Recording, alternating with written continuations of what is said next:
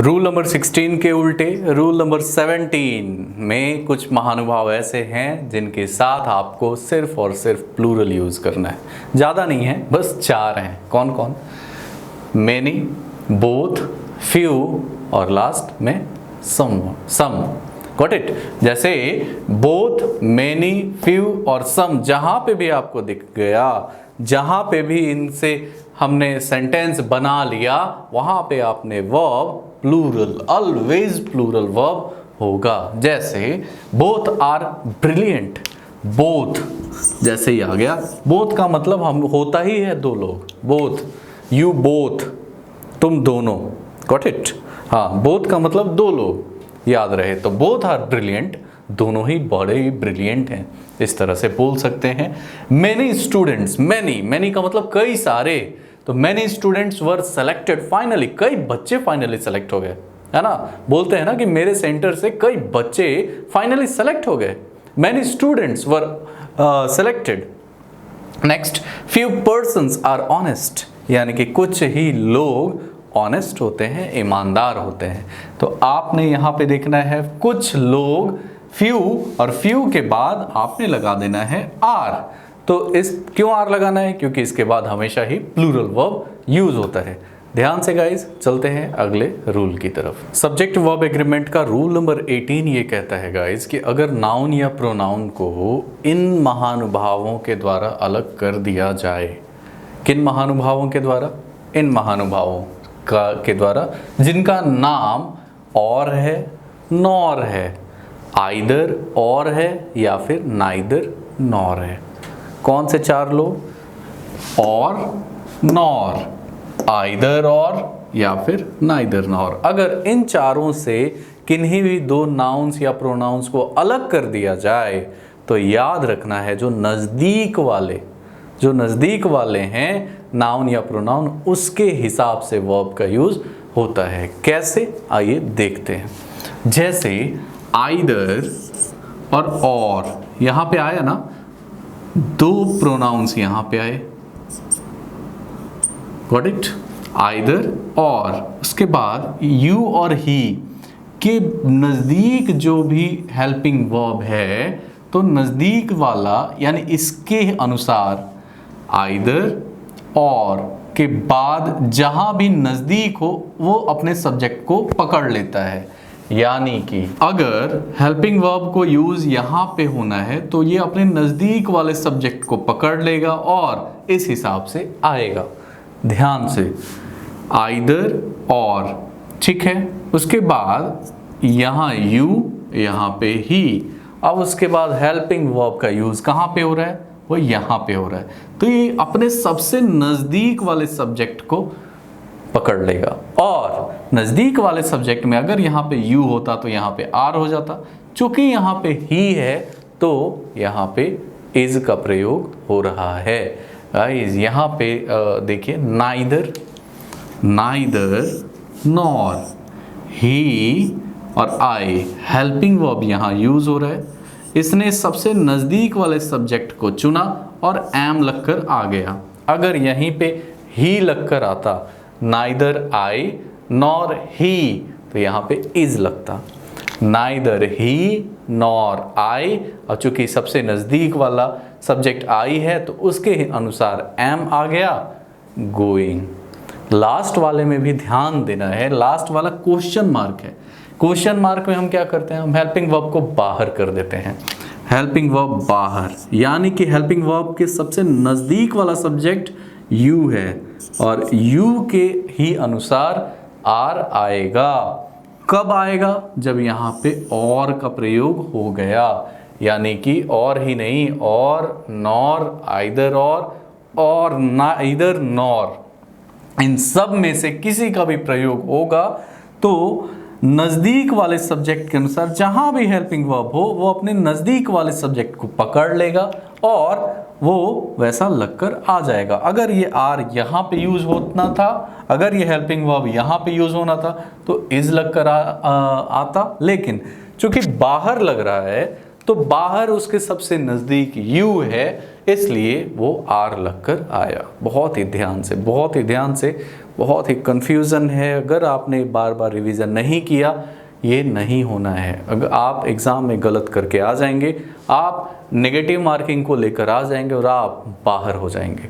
इसीलिए बार बार कहा जाता है गाइस, बार बार रिक्वेस्ट किया जाता है कि आपने इन वीडियोस को 20 बार से कम नहीं देखना है। इन वीडियोस को, इन ग्रामर रूल्स को आपको वैसे ही याद रखना है जैसे कि आपको आपका नाम याद है।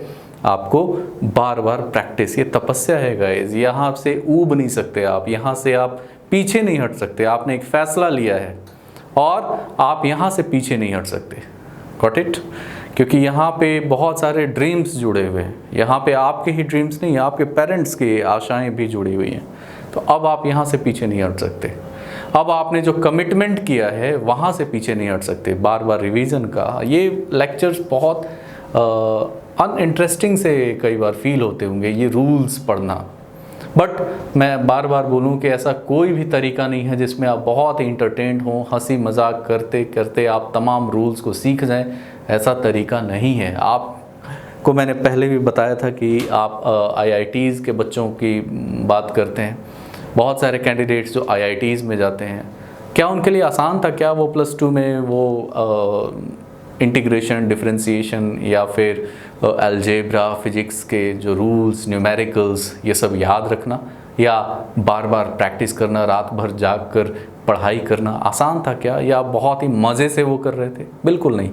प्रॉब्लम उनको भी आ रही थी, उनको भी बेकार सा लगता था पढ़ाई, लेकिन वो मन मार के कर रहे थे। क्यों? क्योंकि उनकी आंखों में एक सपना था, एक ड्रीम था कि मुझे ये पूरा करना है। और आप भी उसी सपने को लेकर आगे बढ़ रहे हैं। आपके भी आंखों में एक ड्रीम है।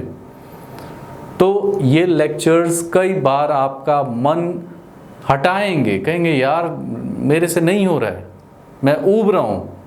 लेकिन आपको उसी मन पे काबू करना है। याद रखिएगा, जो भी आपके अंदर दो लड़ाइयाँ हमेशा ही चलती हैं। एक पॉजिटिविटी की लड़ाई, जो आपके सपनों के लिए लड़ रहा है, जो आपके पेरेंट्स की खुशियों के लिए लड़ रहा है, और दूसरा आप ही के अंदर का दुश्मन आपको गिराना चाह रहा है।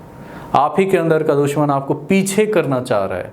कहता है कि रहने दो, बहुत हो गया यार, मेरे से नहीं होगा, इतना कंपटीशन है, मैं नहीं कर पाऊंगा। ये नेगेटिविटी आपको गिराना चाह रहा है। आपको वो जो पॉजिटिव वाला पार्ट है कि नहीं, बहुत सारे लोग सेलेक्ट हो रहे हैं, मैं क्यों नहीं हो रहा हूँ। हज़ारों बच्चे हो जाते हैं हर साल सेलेक्ट। करते क्या है वो? बस सिंपली इन रूल्स को फॉलो करते हैं, पढ़ते हैं, एग्ज़ाम देते हैं, सेलेक्ट। इतना ही आसान है। जब इतना ही आसान है तो मैं क्यों पीछे रह सकता हूँ? जब इतना ही आसान है तो मैं क्यों पीछे रहूँ? मैं भी अपनी जान लगा दूंगा। तो इस पॉजिटिव वाले नाव पे आपको बैठना है, जो आपके अंदर ही है, और उसी नाव को पूरी ताकत से आगे बढ़ाना है गाइस। तो आप इन रूल्स को अच्छे से कर पाएंगे। हाँ, बोरिंग लगते हैं शुरू में, मानता हूँ मैं, मुझे भी लगे थे। जब मैं तैयारी कर रहा था मुझे लगता था यार ये मैं क्या पढ़ रहा हूँ, आइदर और नाइदर नॉर, पता नहीं मैं कहाँ यूज इसका करूँगा। या आपको भी लगेगा, लेकिन इसका यूज़ कहीं पे हो या ना हो, ये आपके ड्रीम्स से जुड़ा हुआ है गाइस। ये आपके सपने से जुड़ा हुआ है, और आपके सपने से जुड़ा हुआ कोई भी चीज़ आपके लिए इम्पोर्टेंट है। Got it? चलिए चलते हैं अगले रूल की तरफ। रूल नंबर 19 में आपका स्वागत है गाइस। सब्जेक्ट वर्ब एग्रीमेंट का रूल नंबर 19 आपको रिलेटिव प्रोनाउन से रिलेटेड है। रिलेटिव प्रोनाउन उन प्रोनाउंस को बोलते हैं जो रिलेशन दिखाते हैं। क्या दिखाते हैं? रिलेशन। कैसे? आइए जानते हैं। रिलेटिव प्रोनाउन, पहली बात तो बोलते किसको हैं? Relative pronoun who, what, which इत्यादि इत्यादि इत्यादि, एटसेट्रा एटसेट्रा एंड एटसेट्रा। जैसे ये रिलेशन दिखाते हैं। कैसे? आइए इसको समझते हैं। द बॉय, वो लड़का। कैसा लड़का? हु, जो कि। कैसा लड़का? जो कि। हु इज सिटिंग, जो कि बैठा हुआ है। यानी कि उस लड़के से आप एक रिलेशन जोड़ रहे हैं। वो लड़का जो बैठा हुआ है ना? तो ये वाला रिलेटिव प्रोनाउन होता है। द बॉयज हु, है ना? ध्यान से, आई नो द थीव्स हु। तो ये रिलेशन, तो इसलिए इनको रिलेशन बताने के काम के लिए इनको रिलेटिव प्रोनाउन का नाम दिया गया है, और इसमें हु, व्हाट, व्हिच वगैरह आते हैं। तो गाइस जब भी आपको ये रिलेटिव प्रोनाउन दिख जाएं किसी भी सेंटेंस में, तो याद रखिएगा रिलेटिव प्रोनाउन अपने साथ जो वर्ब यूज करेगा वो बेस्ड होगा एंटीसीडेंट पे। एंटीसीडेंट का मतलब होता है पूर्वज के सिलसिले में हम इसको बोल सकते हैं, पूर्वजों को भी बोला जाता है। एंटीसीडेंट यहाँ पे का मतलब हुआ पहले वाला जो भी नाउन हुआ या प्रोनाउन हुआ या जो भी सब्जेक्ट हुआ, पहले वाले के हिसाब से आएगा हेल्पिंग वर्ब। जैसे द बॉय यानी एक लड़के की बात हो रही है, द बॉय वैसा लड़का जो कि यहां से रिलेशन बता रहा है, इज सिटिंग वो जो कि बैठा है, और अगेन एक ही लड़के की बात हो रही है, is my brother. Got it? The boy यानी कि एक लड़का जो कि बैठा हुआ है, जो कि मेरा भाई है। तो इतना ध्यान से हर जगह यहाँ रिलेटिव प्रोनाउन है। रिलेटिव प्रोनाउन अपने अपने यूज हुए पहले वाले सब्जेक्ट या नाउन या प्रोनाउन के हिसाब से वर्ब लेता है। तो पहले क्या है? द बॉय है, एक लड़का है, तो इसलिए यहाँ पे इज और अगेन यहाँ पे इज। Got it? चलिए नेक्स्ट, द बॉयज आ गया ना। वैसे लड़के है ना, यानी कि यहाँ पे प्लूरल जो कि खेल रहे हैं और वो मेरे स्टूडेंट्स हैं। The boys who are playing are my students. Got it? The boys ऐसे लड़के जो कि खेल रहे हैं, जो कि मेरे स्टूडेंट्स हैं। Got it? तो अगेन चूंकि प्लूरल है तो यहां पे भी प्लूरल, यहां पे भी आर का इस्तेमाल हुआ है। अगेन देखिए, आई नो द थीव्स, मैं उन थीव्स को जानता हूं जिन्होंने, है ना, जिन्होंने चोरी किया है पैसे का, जिन्होंने पैसे को चुरा लिया है, जिन्होंने मनी को चुराया है। तो आई नो द थीव्स। हु के ठीक पहले कौन है? The thieves. कई सारे चोर है ना, एक चोर होता है तो थीफ बोलते हैं, और कई सारे चोर होते हैं तो थीव्स बोलते हैं। Got it? तो आई नो द थीव्स, कई सारे चोरों को मैं उनको जानता हूं। हु और थीव्स चूंकि प्लूरल है इसलिए यहां पे हैव का इस्तेमाल हुआ है। Who have stolen the money. Next, I know the thief, यहां पे एक चोर की बात हो रही है इसलिए हैज। चूंकि ढेर सारे चोर थे यहां पे हैव, चूंकि एक चोर है इसलिए यहां पे हैज। तो इस तरह से रिलेटिव प्रोनाउन का यूज होगा। इस वाले रूल का एक और भी पार्ट है, और ये वाला पार्ट जो अगला पार्ट है ये बार बार आता है या फिर आपको कहीं ना कहीं देखने को मिल ही जाता है। ध्यान से यूज करना है। चलिए उस पार्ट को देखते हैं, सीखते हैं और समझते हैं। रूल नंबर 19 का जो पार्ट बी है गाइस, ये बहुत ही इंपॉर्टेंट है और ये रिपीटेड क्वेश्चन है कॉम्पिटिटिव एग्जाम्स में, और आपको क्वेश्चन बनाने वाले यहीं पे फंसाने की कोशिश करते हैं। इसको डिटेल से जानेंगे और मैं आपको पॉइंट वाइज एक्सप्लेन करूंगा। पहला देखते हैं वन ऑफ द का यूज। याद रहे वन ऑफ दो रूप से यूज होता है। वन ऑफ द दो टाइप से यूज होगा। पहला जो है ये इस रूप में आएगा, वो फ्री रूप में आएगा। जैसे वन ऑफ द, वो आराम से फ्री आएगा, और दूसरा रिलेटिव प्रोनाउन के साथ आएगा। तो जिसमें फ्री रूप में यूज होता है ना, वो मैं आपको अभी बता रहा हूं, और आपको वो जब रिलेटिव प्रोनाउन के साथ आएगा वो भी मैं आपको थोड़ी देर में बताता हूं। देखिए वन ऑफ द जब फ्री रूप में आए, यानी बिना किसी के साथ आए, वन ऑफ द फ्री रूप में आए, तो याद रखना है इसका जो नाउन होगा ना हमेशा ही प्लूरल होगा। इसका जो नाउन होगा ये हमेशा ही प्लूरल, और वर्ब हमेशा ही सिंगुलर। याद रहे नाउन हमेशा ही प्लूरल, वर्ब हमेशा ही सिंगुलर। अब one of the, again one of the, यानी कि one of the free use हुआ है, फ्रीली यूज हुआ है, बिना किसी लाग लपेट के, है ना, आराम से। उसके बाद जब चूंकि फ्री यूज हुआ है तो रूल क्या है, आपने नाउन प्लूरल वर्ब सिंगुलर रखना है। तो जो नाउन है गाइस बॉयज, ये सब के सब प्लूरल यूज होंगे। नाउन में बॉयज, गर्ल्स या स्टूडेंट्स याद रखना है। और उसके बाद जो भी वर्ब यूज होगा वो सिंगुलर, ये भी सिंगुलर और ये भी सिंगुलर। अब आप ये कहेंगे कि ऐसा क्यों? ऐसा क्यों?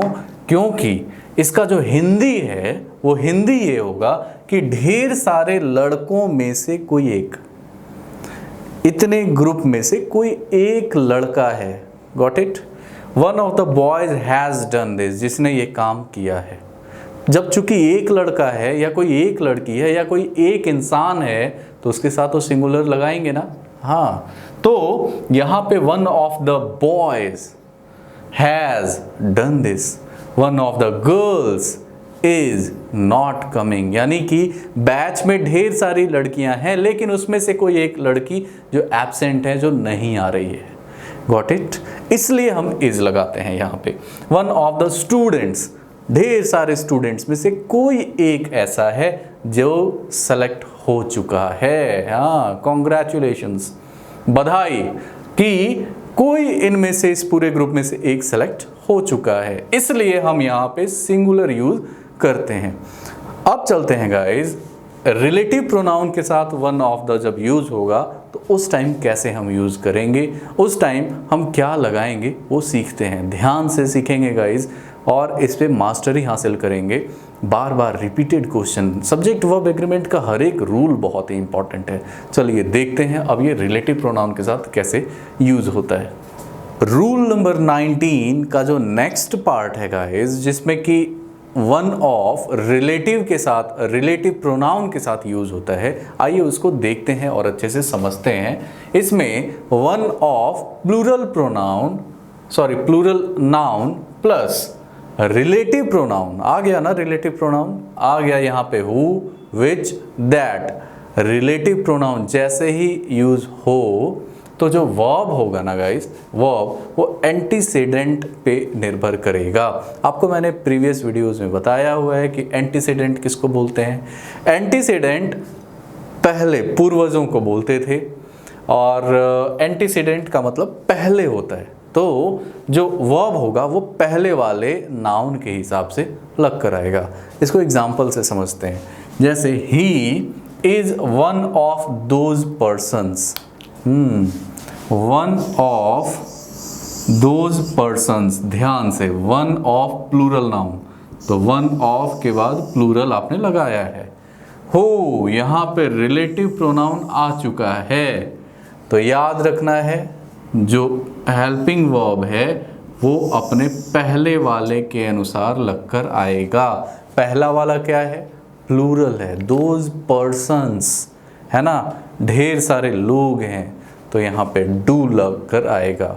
डू प्लूरल होता था, डज सिंगुलर होता था, ये मैंने आपको बताया है। नेक्स्ट एग्जाम्पल में चलते हैं। जो नेक्स्ट एग्जाम्पल है, Mohan is one of those students. Mohan is one of those students, ये उन लड़कों में शामिल है। किन लड़कों में? हु, जो रिलेशन बता रहे हैं, हु आर। आर क्यों आया? क्योंकि यहाँ पे स्टूडेंट्स है, स्टूडेंट्स कई सारे हैं, तो इसलिए चूंकि प्लूरल है इसलिए हमने वहाँ पे आर लगाया। तो इस तरह से वन ऑफ द और वन ऑफ के बाद plural noun plus relative pronoun के बाद कैसे यूज़ करते हैं, इन दोनों में बहुत ही माइन्यूट डिफरेंस है। ये आपको कंफ्यूज करके रख देंगे अगर आपने बार बार रिवीजन नहीं किया तो। Got it? One of the के बाद हमेशा ही क्या यूज़ होता है ये सब आपने ध्यान से रखना है। और उसके बाद वन ऑफ के बाद क्या यूज़ होता है, कैसे यूज़ होता है। चूँकि ये दिखते एक जैसे हैं इसलिए इतने कन्फ्यूजिंग होते हैं, है ना। एग्ज़ाम में यही छोटे छोटे डिफरेंसेस आपको दिए जाते हैं। और चूँकि टाइम या वक्त काफ़ी कम होता है, आपके ऊपर प्रेशर काफ़ी होता है, गलती करने की संभावना बहुत ज़्यादा होती है। इस गलती करने की संभावना को कैसे बंद कर सकते हैं? आप बार बार प्रैक्टिस और बार बार रिवीजन के द्वारा इस गलती करने की संभावना को कम कर सकते हैं। चलिए चलते हैं अगले रूल की तरफ।